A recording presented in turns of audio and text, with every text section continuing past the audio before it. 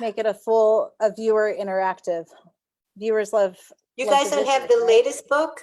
My latest. I do. I think when we had planned to move a couple of years ago, and I'd had everything packed up, and I think it's one thing that I still haven't got out of, which is which one is it? It's the new Atkins for the new year. Actually, it's Eat Right, Not Less. Okay. Oh. All right. Okay. We're on. Okay. All right. So welcome to everybody. So I'm Councilman Dave DeMott, my wife Vanessa DeMott, and then we have a special guest, Colette Heimowitz, with us. And so Colette works with the Atkins Diet Company, and she's an author and nutritionist. Excuse me, I can't talk today. Been one of those days. And so, you know, a lot of people know that I've been on kind of this journey besides once I got into politics, and honestly that's kind of what started it. I you know, took me 4 years to get elected because that's what happens with everybody. The first time I ran, I was still at Atkins, and I went through 3 companies before I actually got elected. But when I had first got elected, I had got pretty heavy and wasn't really taking good care of myself. I was always a big guy and worked for a multitude of diet companies. And I remember, Colette, you gave me a little bit of a time, like you could do this. Like we had multiple conversations when I worked there about it. And I finally decided, you know what, I'm going to try it. And I actually started trying it on my own because I had tried it a little bit when I worked there. And then I was like, oh, I really started seeing success. And I think that's when I kind of reached out to you and said, hey, you know, what gets me to the next level? What am I not doing? Like I knew enough about it, right? Working there for 8 years. And since then, kind of why I was really interested in bringing you on. We often have like political figures and stuff on this podcast, but I thought that it would be nice to talk to people about, you know, just controlling your health and well-being. And it's been made a big change for me. And it's actually kind of started in my little circle of people that I'm friends with. There's other people who started doing it. And it's funny how like one after another, like, well, how did you do that exactly? And then they try it, and then they have a couple of friends who do the same thing. And then we find the products are sold out in every store that we used to go to because we've got everybody started on low carb. That's true. Then people are like, where did you get that? Next thing I know, I can't find the things I want to buy. But, you know, so with that, like, I think it's really interesting with the keto craze. And one of the funniest things that has been said to me since I started this is, I can't do Atkins, it's too hard, I do keto. And I just laugh because I'm like, Atkins is the original keto. Like it's you know, I remember even at Atkins when we would have our town halls and talking about like South Beach and stuff, and they really were, a lot of them are, you know, not to call them out, if it works for people, great, but you know, they're really offshoots, I guess I'll call them, instead of calling them rip-offs to be nice. Copycats. So maybe like that's a good starting place. Like maybe, you know, tell us like, well, first of all, give us some background on yourself and how you got into this. Cause I know, you know, this is a passion of yours. You know, this isn't just a job for you, and it's very personal. And I think you have a great story. So maybe start with sharing that for folks. Yeah, sure. My undergraduate work was in theater arts and directing. I used to direct children's theater company on the Lower East Side of Manhattan. And I would like to take the inner city kids and do children's plays. We created our own plays, and we took the shows around to Lincoln Center outdoor stage. And it took, to this day, they still keep in touch with me. It took them off the streets, kept them away from drugs, made them confident and creative. And I thought that would be my career. And then the funding for the arts was cut off. I used to have to write proposals and get funding to direct, you know, in settlement houses when those were around. I'm aging myself, I know. But, but when I was growing up, we used to have settlement houses in the neighborhood. And there used to be stages there. And then they cut all that funding out. So it was hard for me to make a living. And then my mom got diabetes and heart disease, and she died suddenly, and we were really close. And I was curious to know, how did that happen? You know, we were Italian. We ate a lot of carbohydrates, a lot of pasta, and high fat on top of that. Italian bread, you name it. And she was overweight, and she had diabetes and heart disease, and she died suddenly. And I was just curious, and I used to read nutrition books like novels.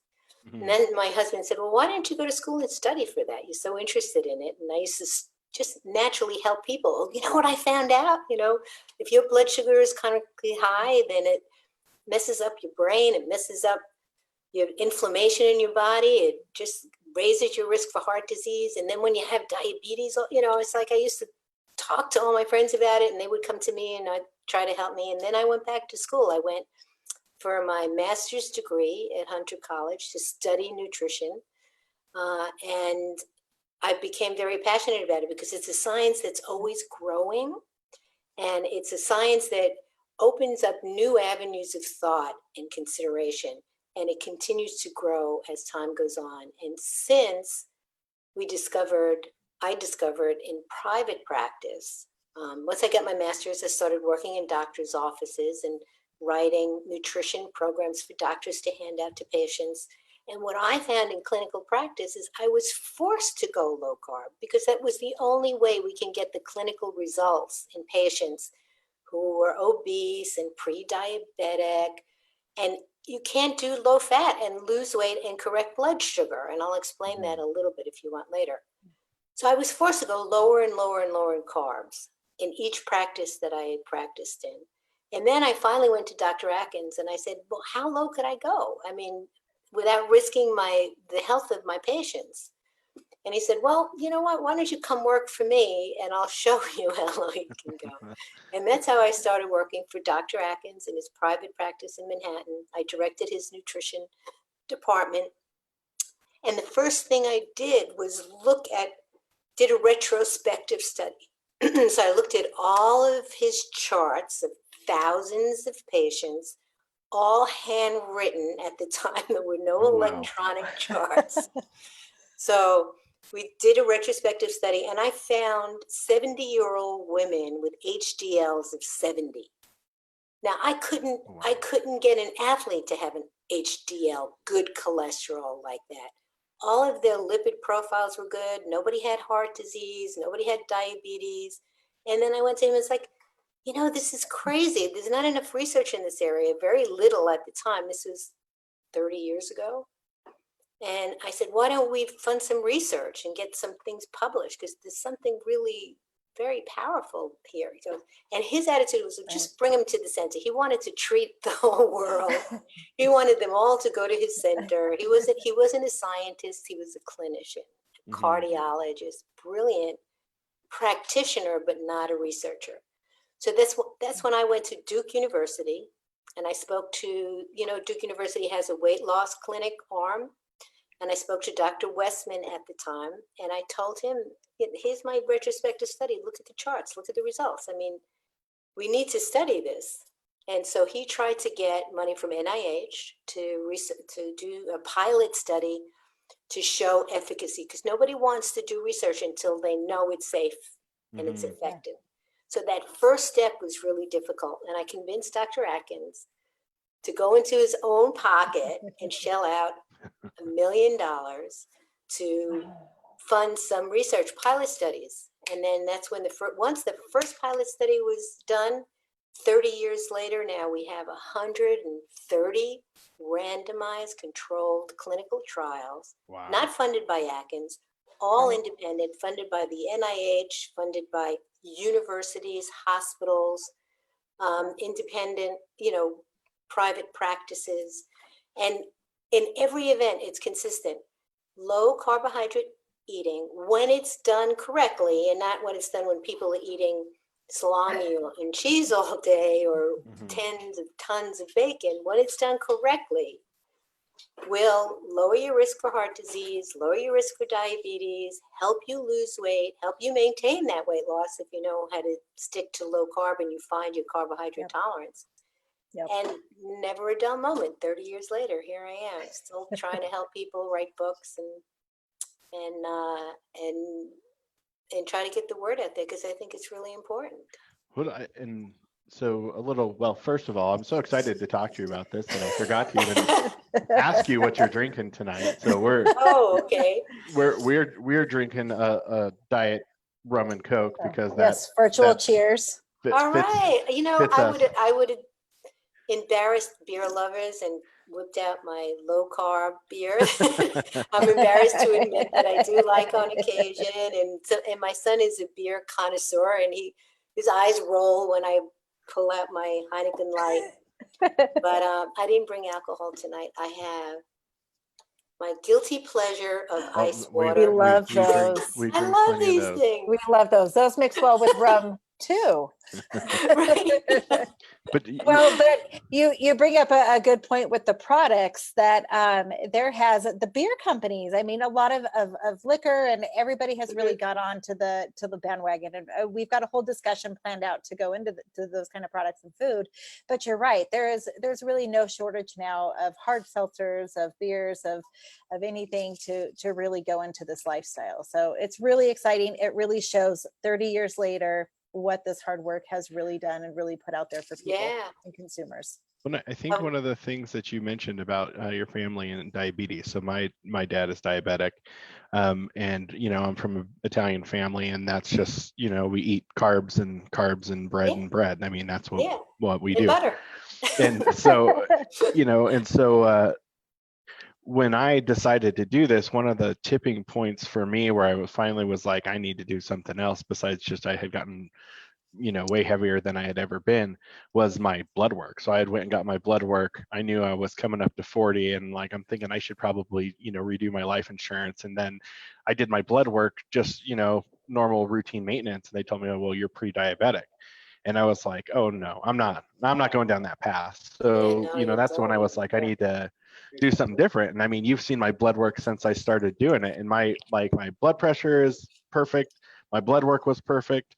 It's a struggle sometimes, especially this COVID thing has got my diet doing a little bit of this, but but it really, for me, it's not even a diet though. And I kind of actually, I'm like, when people say diet, I'm like, it's really not a diet for me. Like I eat like low carb more than I don't. We have our weeks where we probably don't behave the way we should, but I notice though too, like I don't feel right. Like I feel off when I eat a bunch of carbs and sugar, because I've gotten to the point where my body knows what it wants and it performs better that way. And so I think it's really interesting, that you brought up, that history in your family, because that's kind of parallels my story, why I thought I wanted to do something different. And I frankly am still, even though I knew it would work, I am still amazed with the results that I was able to get with it. And I'm sure that's the story of a lot of people. Sure, it changes lives. And the interesting thing, David, there's one research study that shows that people who have been following low carbohydrate for an extended period of time, like up to 6 months, when they do go off the diet, they handle carbohydrates better because the body has cleared out the excess insulin and excess sugar. So that little bit of insult every once in a while, the triglycerides don't spike up as high. So they took people that were on low carb, that had a history of high triglycerides, and they took people that were on a regular diet that had a history of, just eating a mixed diet. And when they carb loaded them on an occasion, their triglycerides didn't spike the way it did in the past. So you have a little bit of grace period for cheating, and what you do for 99% of the time is what really counts. But eventually, that constant insult is going to start breaking down the sugar metabolism again. So that occasional little cheat, little comfort food here and there. Like my cheat is bread still to this day. And it has to be good bread. I won't cheat, and like I'll take a little bite. It's like, no, it's not worth it. You know what I mean? Well, so Colette, you had mentioned with being able to maintain the lifestyle for a certain amount of time, have some of those cheat foods or a cheat day, a cheat weekend, much like we've all had here sitting in quarantine for a couple months. But speaking of quarantine, the whole reason we're here in this place is because of a respiratory illness that has been horrifically affecting our population all over the world, but it affects some people more than others. And so what we were first seeing, especially in New York, and you're from the East Coast, so what we were first seeing when a lot of this information came out was those with diabetes, those that are overweight, those that have these high risk factors, this respiratory illness is going to affect them more. You can support that with what you've seen, but now that we're all being we're able to come back out. What can we do to kind of support and kind of get through that? Where's all this research? Yeah, I'm just starting to blog about that now. So let's explain why the people that are overweight with diabetes and with heart disease are more likely to be hospitalized and have worse outcomes if they do contract the virus is because their body is already in a state of inflammation. And then when you get an infection, the body, the armies come in and it creates more inflammation to attack the virus. And then there's an overreaction of the body. So there's a whole cascade of inflammatory response, and then the body shuts down. So you could lower your risk of becoming severely ill if you do get in touch with this virus and you do get it, if your blood sugar is steady and you don't have high blood sugar, if you're thinner, and if you're healthier. So I want to let people know this virus isn't going anywhere anytime soon. We're going to have to learn how to live with it. We can't stay locked up in our houses forever. And there's, with certain precautions, like wearing a mask, staying 6 feet away, keeping your immunity at its peak is part of the, we don't talk enough about that. Mm-hmm. And the way to do that is to avoid high sugar and refined carbohydrates, to avoid those spikes in blood sugar, and to concentrate on high fiber carbohydrates, healthy fats, and enough protein. That combination doesn't have to be really low carb if you don't have a lot of weight to lose. But even thin people should avoid spikes in blood sugar. Carbohydrates are the only macronutrient that convert to blood sugar. Fat doesn't. Protein. So when we, I guess that the general or the big topic of low carb, what do you advise people is the low carb diet? What are most people taking in their normal carbohydrate intake compared to maybe the 20 to 40 suggested carbs that this lifestyle would kind of have you stick to?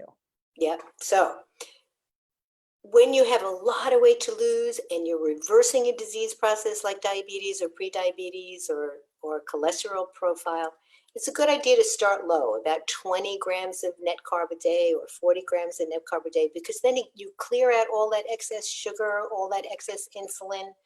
And the way you do that is to concentrate on a variety of protein sources: fish, chicken, meat, eggs, a little bit of cheese, but a variety of protein. You can do it as a vegetarian if you don't want to eat animal proteins. Just use protein from vegetable sources.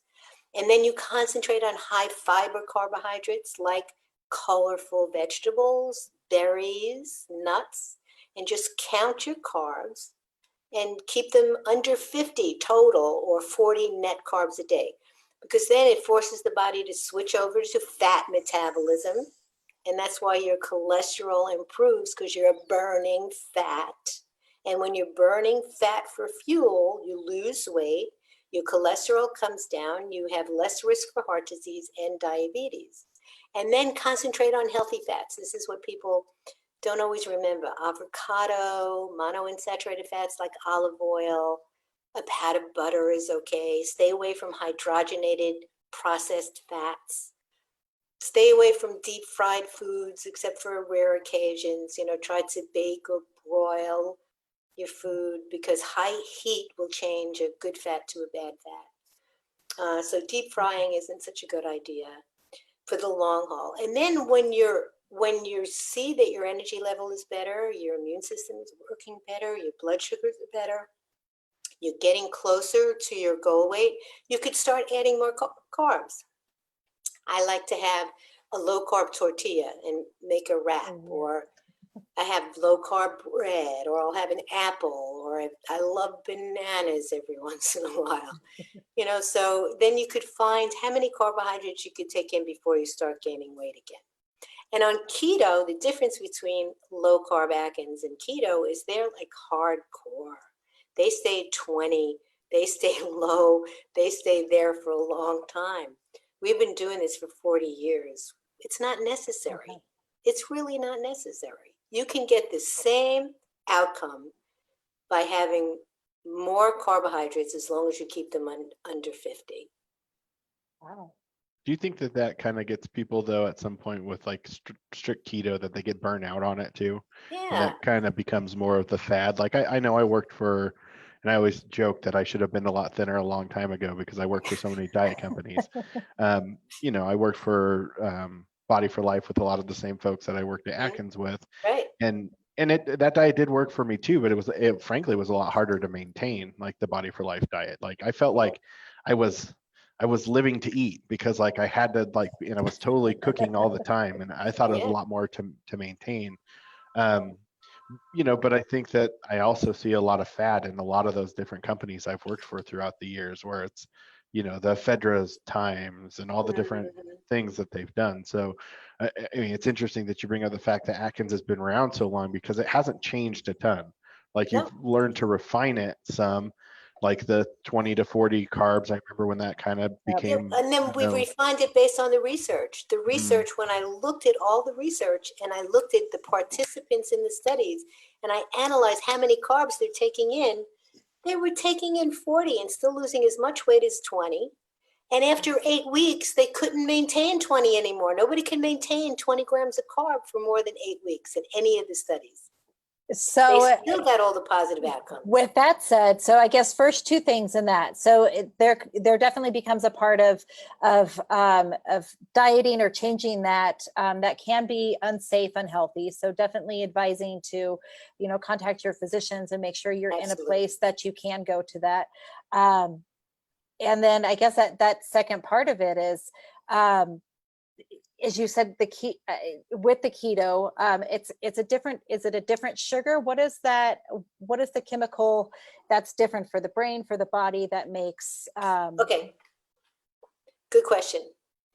So we run on two fuel systems, either sugar or fat. That's the two energy sources that the body is physically equipped to run on, okay? So carbohydrates convert to blood sugar.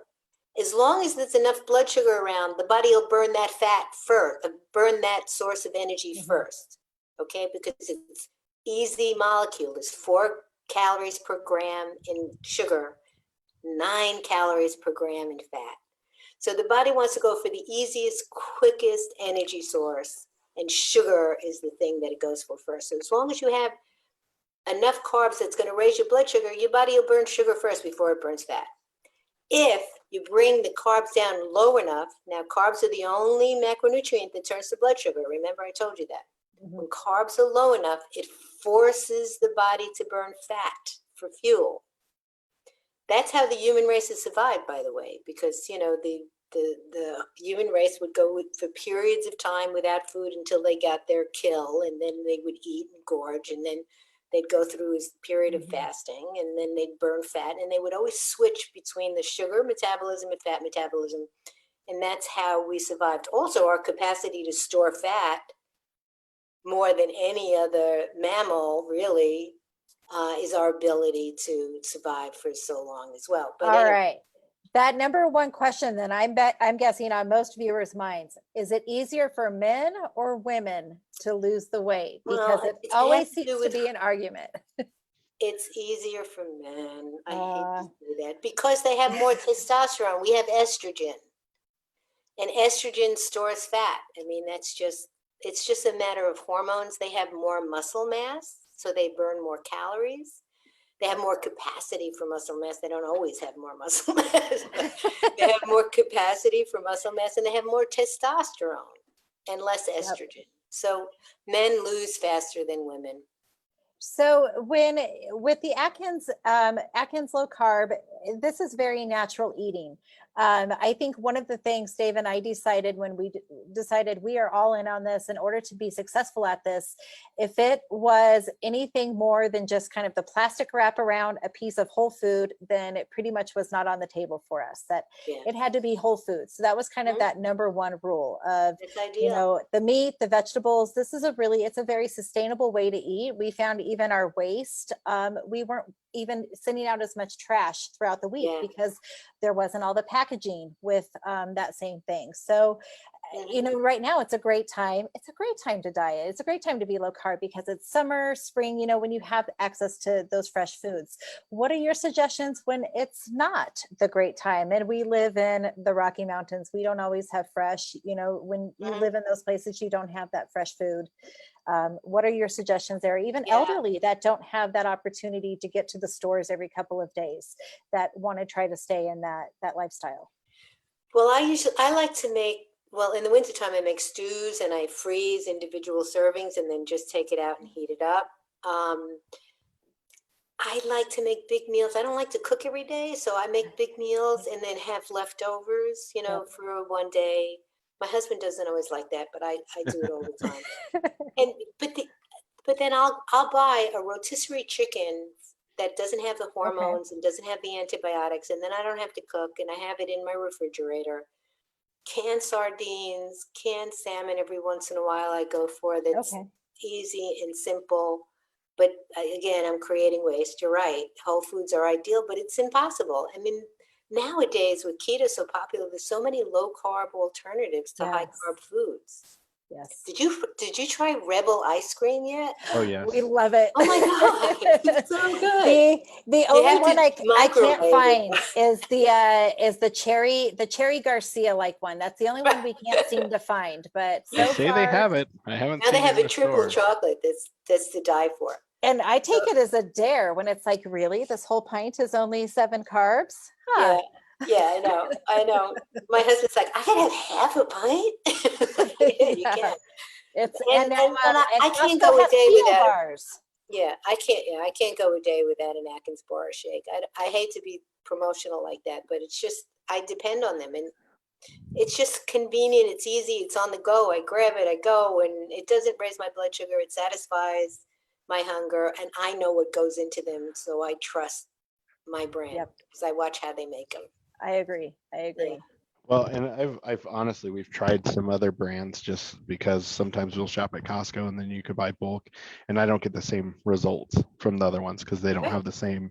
It's hard to find something that has the right balance, and they don't, in my opinion, don't taste as good. And I don't work for Atkins anymore, so it's been some years. Well, we test our products. We take it to a lab, and Dr. Woolover is a researcher in Canada. Mm-hmm. He does clinical trials. We give them the product, and he tests the blood sugar, because the key to success on low carb is to keep blood sugar steady, because the body's only able to, it's only supposed to be circulating the equivalent of 2 teaspoons of sugar at a time.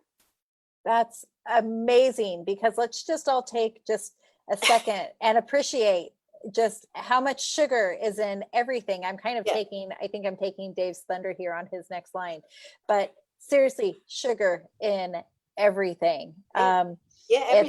It's amazing to me, and how easy it was. And he'll attest to this. When we're even on a cheat meal, there's no way we can go back to drinking regular pop. It's just or soda. You're on the East Coast, so you're only supposed to have a teaspoon. You have a soda pop that's equivalent to 9 teaspoons of sugar that you're pouring into your body at one time.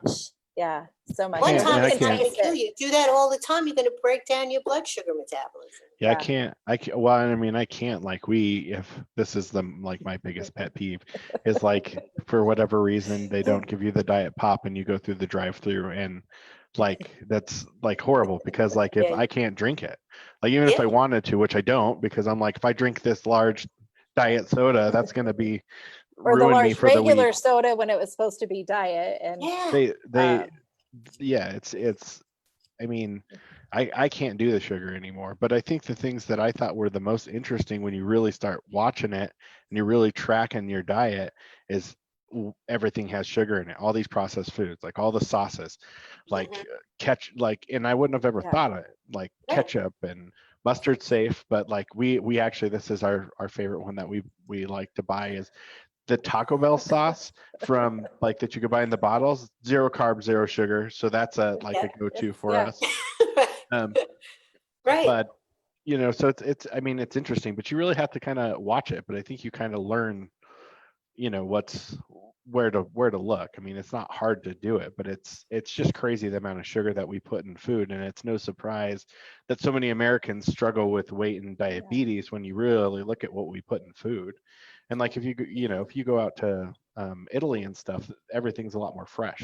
And Yeah. like I think that's why they they have a different kind of health as far as like weight and stuff. So it's And you walk everywhere. yeah, Yeah. that's true. You do walk everywhere. Yeah. Do you know 52% of the population is either pre-diabetic or diabetic right now? 52%. And it costs the economy trillions of dollars. And the United States dietary guidelines is still recommending 60% of your calories come in the form of carbohydrates. Well, and I know it's a 100-year pandemic type thing that we got going on, but like one of the biggest risk demographics, like you said, is people who have diabetes. So like, I mean, that's scary for our nation. Yeah. That's something so dangerous with so many people struggling with that. Yeah. One of the things I love about Atkins is they invest in doing some lobbying in Washington and trying to bring the research to their attention. And the reason why none of the low carb research gets in there is because they eliminate the studies that include weight loss. Why? I don't know. We have 70% of the population overweight, but they won't look at the research for weight loss because their excuse is, well, this is for healthy people.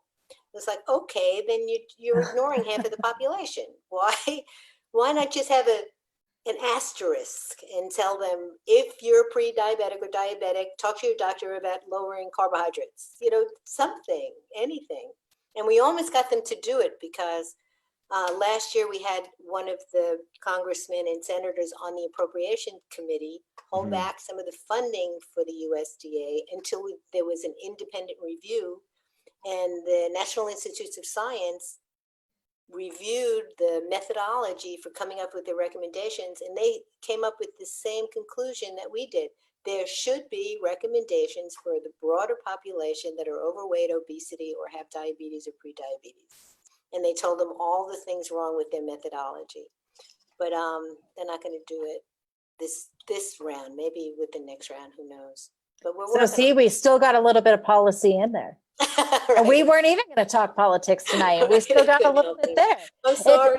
But I think this is such a great connection, because it just goes to show how connected our worlds truly are, and that you can be the biggest advocate for health and a healthy lifestyle, and not give a damn about politics and what happens out there. But the truth of the matter is, even that affects the kind of meat that you consume, because there's a regulatory agency to oversee that kind of meat. There's absolutely places that affect the foods that you consume. So I think there's so much for people to really understand about their world. And now that we see what a supply chain looks like, there's terms that people have probably never even thought of in the last few months that they are completely inundated with now, that food is a necessity of our lives. We all get that. Not that we didn't get it before, but we absolutely understand how important it is now. And so when that gets interrupted, what was the one thing everybody started rushing out for in March? It wasn't the newest pair of tennis shoes.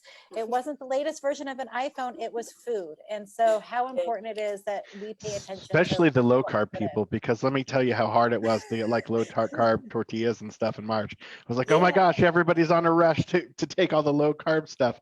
It was not cool. But I think the staying away from politics was more, there's just so many negative things going on right now. But I think what you guys are talking about is actually really positive. And like your story where, you started out helping people, and you are still helping people, just in a different way than you started. I like that. And I mean, I think that's why Vanessa and I are both in the political realm. And I mean, I spent 15 years at different diet and nutrition companies. And one of the things that I found appealing about it and what I'm doing in politics is it's about helping people. So there's plenty of people who are in politics who are there for good purposes. Not all of them, but there is a lot of good that you can do. And these are the kind of the things that I wish we would do more of. We spend so much time on things that really are to the detriment of our country versus like stuff like this, that like, how can we actually help our populace?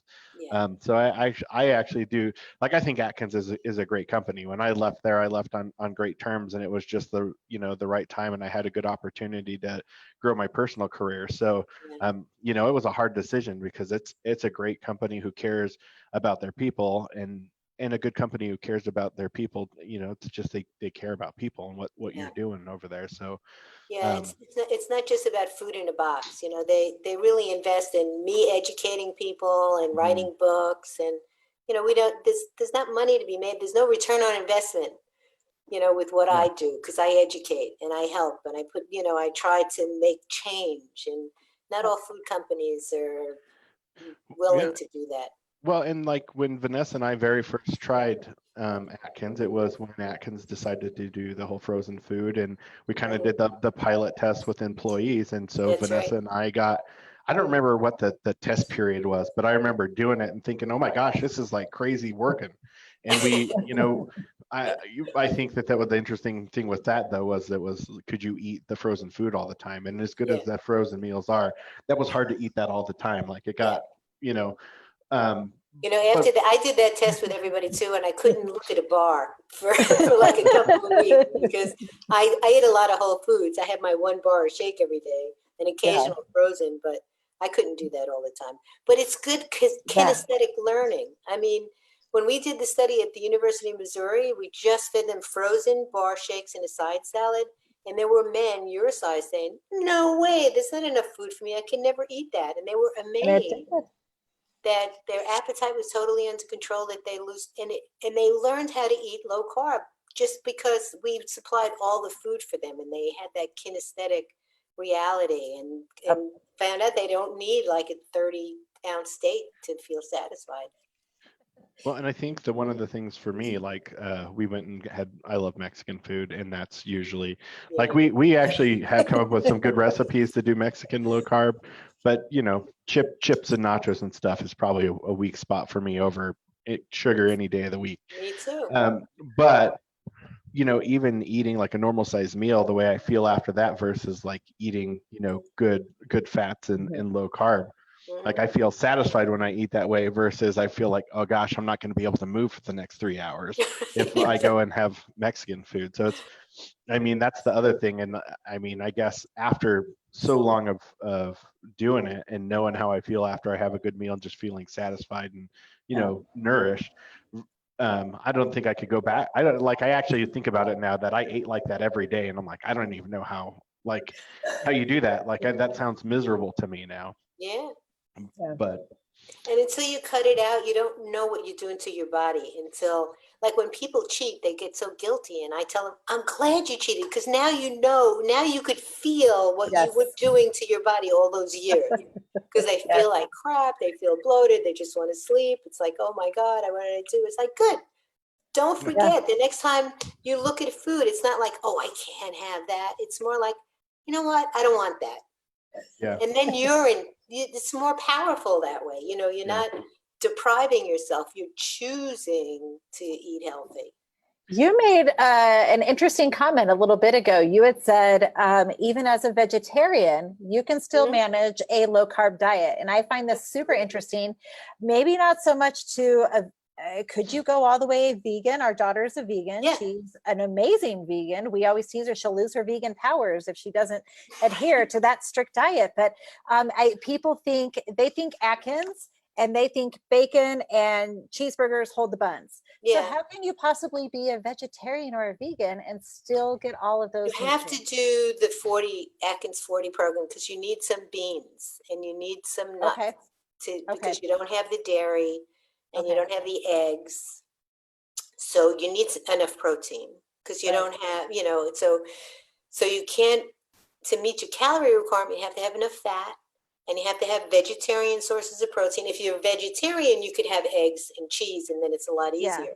But as Yeah. a vegan, you need a few beans and Yeah. you need some nuts in order for you to have enough protein. And Do then you you're have fine. testimonials of lifestyles Oh, of sure. vegans and Oh, yeah. wow. Oh, yeah. It's amazing to me. I mean, and Dave will attest to this. Like when we see our daughter and she's in the kitchen and it's rice and potato chips, and people think of a vegan and they must just be eating nothing but salads. And I wish she'd eat a salad. I like to tell her she's a horrible vegan. I'm like, where's the vegetables? Yeah. Like, because she's a teenager, so she's Yeah. like she doesn't. I'm like, what are you doing? But we're like total opposite diets the way that she does. But on those nights that I can make a meal that I can satisfy the Atkins low carb diet plus the vegan, I feel accomplished. I feel like I'm going to go to bed now. I'm going to end it on a good note, and life is good from here on out. So. And it's not like she doesn't like the food. It's just easier to make the carb food, I think, for her. But teenagers. She'll learn. I was a vegetarian for 10 years because I was an animal lover, and I just didn't want to eat meat. And then I had to run 10 miles a day in order to keep my weight down because I'm carbohydrate intolerant. I have my parents' genes that were both diabetic. So I had to run 6 to 10 miles a day to keep my to run off all that blood sugar. And then when I got pregnant, it's like I craved a cow. And I gave in, and then I said, well, I feel so much better. And that's when I went back to, it's like, you know what? My body needs complete protein. I can't do it. I'll have a meatless Monday once a week, and I'll have a lot of fish, and I won't only do meat, but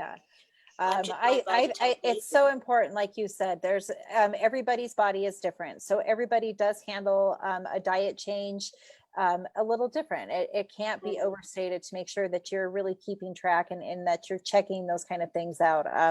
And I speak from personal experience. I think I found out quickly I couldn't do just 20 carbs. I don't really sit down during the day, so I keep moving, and I could go about the 2 weeks in the induction phase. And I think Dave wanted to kind of take over and ask about the stages and foods, but that's my advice to our viewers, is that you have to be really careful. You have to know your body. And water. I mean, we live in Colorado. Everybody here knows that we have to keep water with us. But when you make this change, water is so crucial to keep things going. And that's where you can get into a lot of trouble with any diet. But when you're changing your whole lifestyle of eating, you got to keep hydrated for sure. You can't be afraid of salt either, because you need a little bit of salt on a low carb diet. Yeah. Well, and I think another thing, with Atkins that I like is anybody could go to Atkins.com and you could see exactly what you need to do. I mean, the phases are super easy to follow, and that's free. Actually, it's free, costs you nothing. So like you don't have to give Atkins a single dime. I mean, but once you get into it, their products are great. So, but one of the things that I would be interested to hear you talk about, I have a really good friend, and I had to give him a shout out. My friend Alberto Garcia, he joined me on this, and he and I are like junk food lovers, fast food lovers. And so when I first started, and we both were in politics, and so it's funny, it's kind of an elitist thing, and nobody goes and eats like fast food, and me and him would always like poke fun at him. So when I decided I was going to start doing this, he's like, what are you doing? He's like, you're supposed to be my partner in crime here. And so a while after, he decided he was going to start doing this, and our wives give us a hard time because we'll take picture of food and send it to each other. It's like, because we come up with good things. And he's kind of, I joke, he's my AA for low carb, because both of us are like, hey, how'd you do this weekend? So it's good to have support. But accountability. One of the things that, like, especially him, like, people were giving him, some firefighters we know were telling him he was old man skinny, or his wife was telling him he was old man skinny.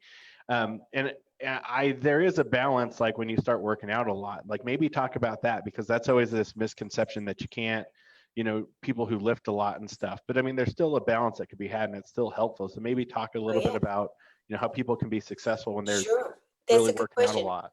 There's an adaptation phase. So if you're already into lifting weights and working out a lot, you just take it a little slower for the first 2 weeks until the body adapts. Once you're on a fat burning metabolism and you're meeting your calorie requirements, that's really important. You can't starve yourself.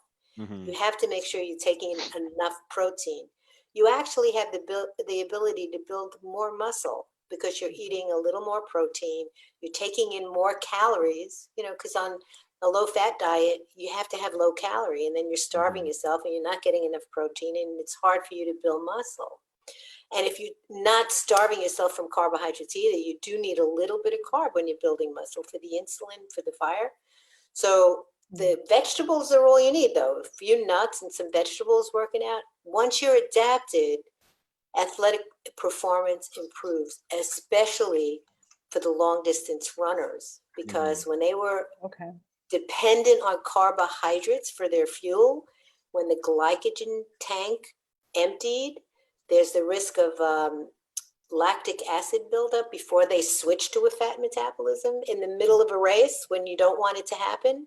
Once you're adapted to fat burning and you fat load instead of carb load, you could make it through a marathon and not hit a wall. Because you're running already on the fat metabolism that you usually switch to in the middle of a race. So some of the elite athletes are finding that, a keto type metabolism is fine for working out, and it's perfect for muscle building, especially muscle building. And if you're losing a lot of weight, like 50, 60, 100 pounds, you need to fill that skin with some muscle, because otherwise the skin is going to, it's been like a rubber band that's been stretched out when you had too much weight on you for a long time. So you don't want the skin to start hanging. You want to fill it with muscle. And the way to do that, that's a healthy weight. That's the kind of weight you want, muscle weight. So you had talked about with vegetables, and there's always a stigma of here's the good foods and the bad foods. Is Atkins that way, or is this here's your food, your foundation vegetables, your meats, but then here's foods to avoid? And I found out, I was thinking, okay, I'm in induction, adding a little bit more in. I'm going to grab this bag of baby carrots and take this with me. Sugars. I can't believe how many sugars are in the damn carrots. Yeah. So there's really something, and again, without telling everybody where to go and find this, but Atkins.com, this has those great foundation vegetables. How do you give that guidance? Like, here's to start, but really you got to do some research. To keep it simple, I just tell people count carbs. Get a carb counter, either like the little book or the app. There's so many apps to count carbs. Just count your carbs and keep them under 50, and that's all you need to worry about. Everything else will fall into place naturally. So it's not so much don't eat this vegetable. It's just, hey, if you're keeping it within this amount, you're okay. That's your success there. Okay. But the people that are on Atkins 20, I just added in the latest books that there's the foundation vegetables. People try to do it. It's like, okay, I'll count my carbs and I'll have a slice of bread for my 20 grams of carb, and then they don't eat their vegetables. You need the colorful vegetables for the antioxidants, for the fiber. As long as you're meeting your vegetable requirement of 15 grams a day, then you can fill the rest of your carbs with whatever, really. As long as they're under 50, you're going to be okay.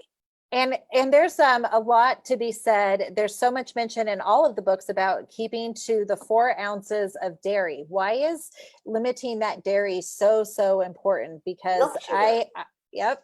Yeah. Is that's that lactic can't lactose. Talk anymore. We'll let you take it over. Yeah. Yeah, it's because of the milk sugar.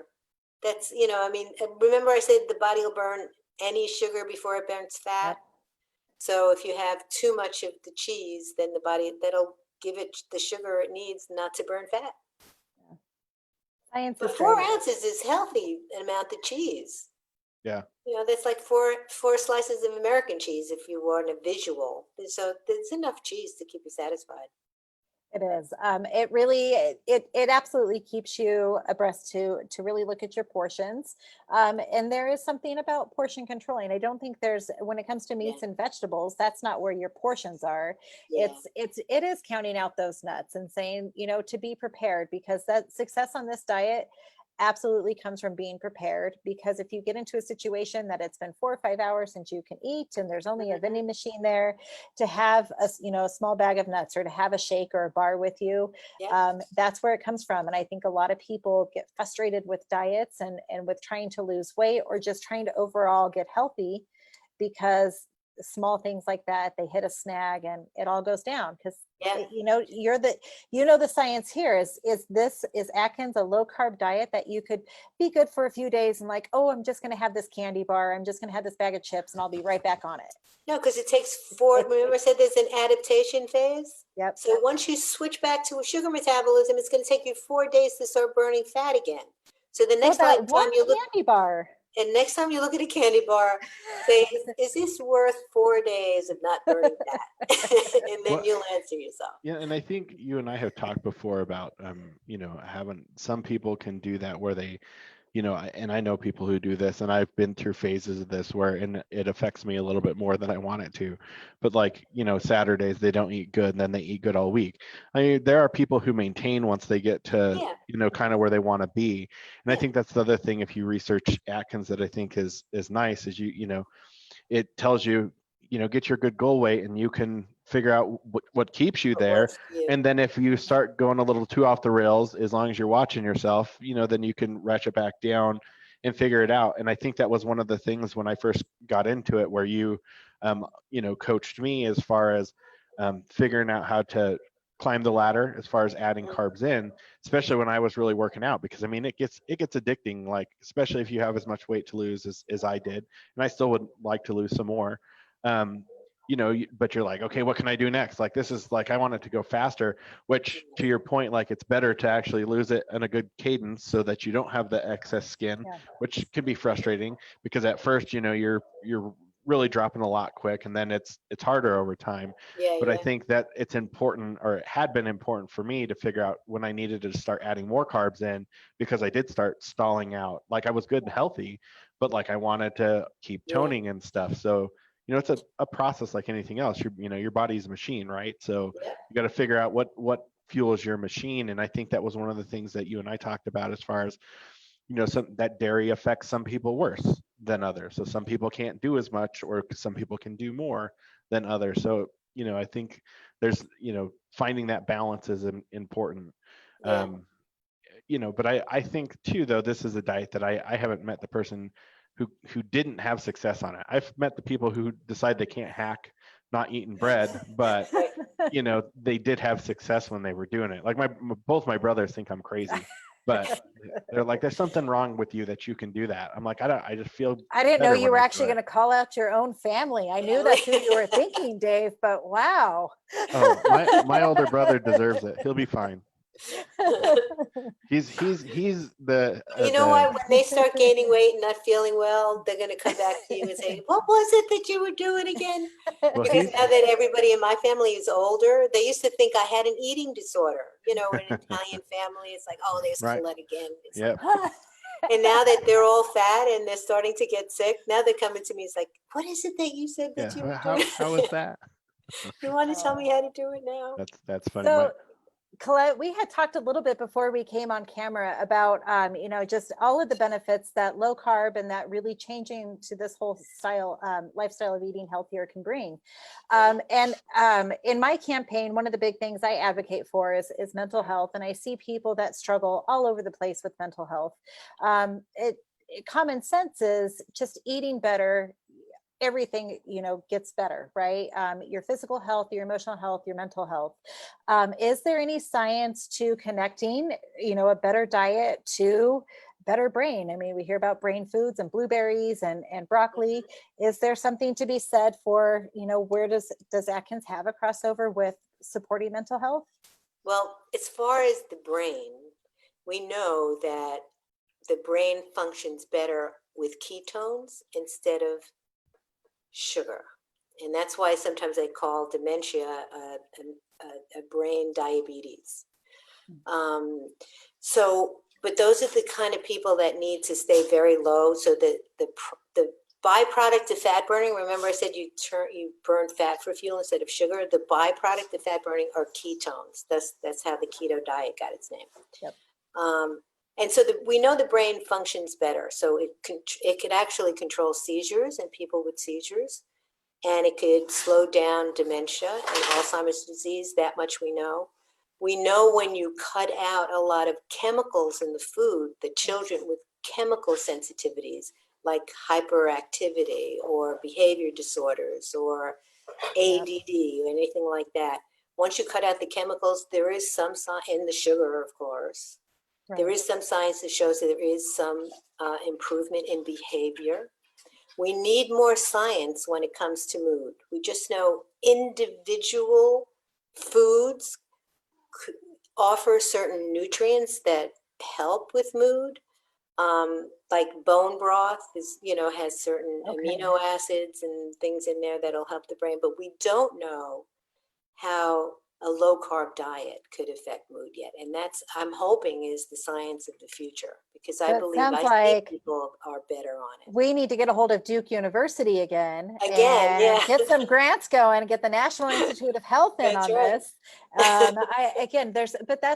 What is so fascinating about, from 1990 and Dr. Atkins and how this has really evolved. And it hasn't just stayed pigeonholed to say, this is what we have to do. This is the only way the diet works. It has absolutely evolved with the science that we find out about the human body and about, our capabilities. And it's fascinating to me. And I think this is why it was such an interesting topic to bring to our viewers to share, where this can really, in times that people are not feeling great about maybe themselves or about the world around them, here's something you absolutely 100% have control over, which is your health. And you can really take control of that in times that seem uncertain. Well, and I think, a couple things. When I very first started at Atkins, I remember that a guy that actually, Mike, that was my boss at Atkins, and I used to work for when we were at EAS, and he tried to rob me from Atkins within 2 weeks that I was at Atkins. And I remember I went to lunch with him downtown, and he's like, and the recession had just started, right? It was 2008. That's when I started at Atkins. And he's like, and I quote, "Do you really want to be selling candy bars in a recession?" is what he told me. I'm like, well, I know this team, they're a good team, and I think, I'm not gonna, I just got this job, I'm not gonna bail. But I think what we saw in the time that I was there through the recession, we were very successful because we were helping people, and people were looking for something to go after. And I think right now it's the same. And I mean, like, as far as like how it's personally affected my mental health, I've been in a lot better mood since I lost almost 100 pounds. It definitely affected my self-esteem and stuff. So there's something to be said for, that portion of it too, and just feeling more active and not feeling kind of blah. I think that there's obviously, your own reality that can affect your mood as much as the other things that you guys were talking about, as far as like chemical imbalance and stuff, and a lot of, how food plays into that too. So, it's and everybody's different, right? So some of us, our brain chemistry, is fine, but we still have our personal reality that can bring us down. So hopefully, if anything else, we've given some people some ideas about how they could get on this. I get a lot of questions about it since, losing as much weight as I did, and, kind of being, even as just a local public figure, people still know me, and they're like, what, where'd the rest of you go? So it's been interesting, and I think it's been a good way to impact people with my, personal influence, that I have in the community. So I very much appreciate you being willing to take the time. I know that you're super busy, and I think it's neat to actually have you on and have people meet you, because people will be like, well, how did you do this? Be like, Atkins. I'm like, I have some tools and some friends who can keep me on the right way and keep kicking me in the butt to make sure I was doing the right thing for the first 12 months. I'm the keeper of the diet. So with that, Colette, what kind of would be your closing words in this time, that kind of, advice to people with your 40 years of doing this? Yeah. If you don't have your health, you have nothing, right? And now's the time to take control of your health. Before, you was so busy and things were moving fast. Now that things slowed down a little bit, and with paying more attention to trying not to get the virus, let's get our immunity functioning at top speed, because without your health, you have nothing. I mean, nothing else matters. You could be so successful and so rich, and if you don't have your health, none of that matters. So make health your number one choice right now, especially now. That's great advice. Great advice.